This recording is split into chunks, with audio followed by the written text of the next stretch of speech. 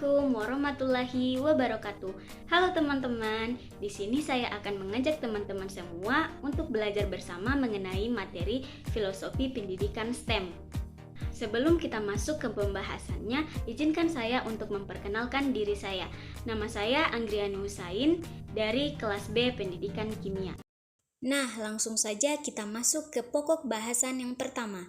Di sini ada latar belakang STEM. Kata STEM digunakan sebagai slogan reformasi pendidikan untuk menghasilkan sumber daya manusia yang berkualitas bagi peningkatan daya saing bangsa. Kata STEM adalah singkatan dari Sains, Teknologi, Engineering, and Mathematics. Sains adalah kajian tentang fenomena alam yang melibatkan observasi dan pengukuran. Teknologi adalah inovasi-inovasi untuk memodifikasi alam agar memenuhi kebutuhan dan keinginan manusia.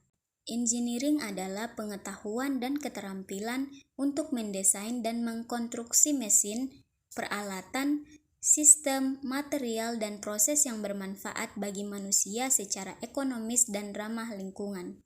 Matematik atau matematika adalah ilmu tentang pola-pola dan menyediakan bahasa bagi teknologi, sains, dan engineering.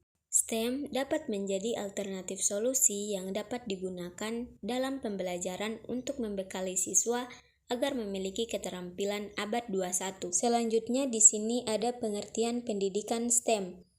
Pendidikan STEM adalah pendekatan dalam pendidikan di mana sains, teknologi, teknik, matematika terintegrasi untuk mengembangkan produk, proses, dan sistem yang bermanfaat bagi kehidupan manusia. Latar belakang pendidikan STEM. Yang pertama, kurangnya kandidat untuk mengisi lapangan kerja di bidang STEM. Yang kedua, meningkatkan daya saing global Amerika Serikat dalam inovasi iptek. Yang ketiga, income pekerjaan STEM lebih tinggi. Tujuan pendidikan STEM. Dalam konteks pendidikan dasar dan menengah, pendidikan STEM bertujuan untuk mengembangkan peserta didik yang STEM literate dengan rincian sebagai berikut. Yang pertama, memiliki pengetahuan, sikap, dan keterampilan untuk mengidentifikasi pertanyaan dan masalah dalam situasi kehidupannya, menjelaskan fenomena alam, mendesain, serta menarik kesimpulan berdasarkan bukti mengenai isu-isu terkait STEM. Yang kedua, memahami karakteristik khusus disiplin STEM sebagai bentuk-bentuk pengetahuan, penyelidikan, dan desain yang digagas manusia. Yang ketiga, memiliki kesadaran bagaimana disiplin-disiplin STEM membentuk lingkaran material, intelektual, dan kultural. Dan yang terakhir, memiliki keinginan untuk terlibat dalam kajian isu-isu terkait STEM, misalnya efisiensi energi, kualitas lingkungan, keterbatasan sumber daya alam. Sebagai warga negara yang konstruktif, peduli, serta reflektif dengan menggunakan gagasan-gagasan sains, teknologi, rekayasa, dan matematika. Selanjutnya, pendidikan STEM dan keterampilan abad 21. Abad ke-21 ditandai dengan derasnya arus globalisasi serta cepatnya perkembangan teknologi.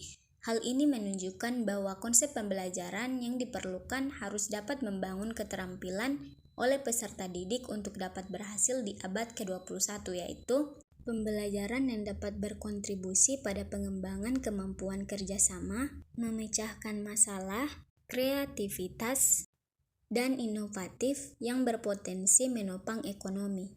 Dalam pembelajaran berbasis STEM, peserta didik menggunakan sains, teknologi, rekayasa, dan matematika dalam konteks nyata yang berhubungan sekolah, dunia kerja, dan dunia global guna mengembangkan literasi STEM yang mungkin peserta didik mampu bersaing dalam abad ke-21. Dengan begitu, kita dapat melihat pentingnya pembelajaran berbasis STEM sebagai berikut. Yang pertama, sebagai transformasi proses pendidikan, di mana pendidikan STEM menghilangkan batas pemisahan antara subjek sains, matematika, teknologi, dan rekayasa, serta menghubungkan antara pengetahuan, yang didapatkan oleh peserta didik dengan masalah di kehidupan nyata. Yang kedua, peningkatan kemahiran pemahaman saintifik dengan mengkontekstualisasikan antara berbagai pengetahuan saintifik yang dipelajari oleh peserta didik dengan masalah di kehidupan nyata. Maka pendidikan STEM dapat meningkatkan kompetensi literasi sains. Yang ketiga yaitu pengembangan sumber daya manusia, di mana kriteria sumber daya manusia yang relevan dan dibutuhkan di abad ke-21 harus memenuhi tuntunan keahlian yang diharapkan seperti kemampuan dalam berkolaborasi, berkomunikasi, berpikir secara kritis, dan memiliki kemampuan dan mengembangkan kreativitasnya. Proses pembelajaran berbasis STEM melatih berbagai kemampuan tersebut. Yang keempat, tantangan teknologi. Kemampuan dalam rekayasa merupakan kunci dari lahirnya sebuah teknologi. Dalam pendidikan STEM, peserta didik ditantang untuk mengaplikasikan pengetahuan mereka melalui proses desain rekayasa untuk menciptakan solusi teknologi dari sebuah permasalahan. Yang kelima, kunci dalam kemajuan dan inovasi. Pendidikan STEM melalui berbagai proses pembelajaran yang dilalui oleh peserta didik turut mengembangkan kemampuan problem solving atau kemampuan dalam memecahkan permasalahan. Berbekal kemampuan ini akan muncul berbagai inovasi dalam pengembangan teknologi. Dan yang terakhir, penting untuk kesejahteraan. Berbagai inovasi dalam teknologi diciptakan untuk mempermudah kita dalam menjalani kehidupan dan pada akhirnya mendorong peningkatan kesejahteraan. Selanjutnya, ada 4 faktor yang perlu dipertimbangkan bagi pendidik sehingga pembelajaran STEM dapat berlangsung dengan sukses. Keempat faktor tersebut sebagai berikut. Komponen yang pertama adalah support.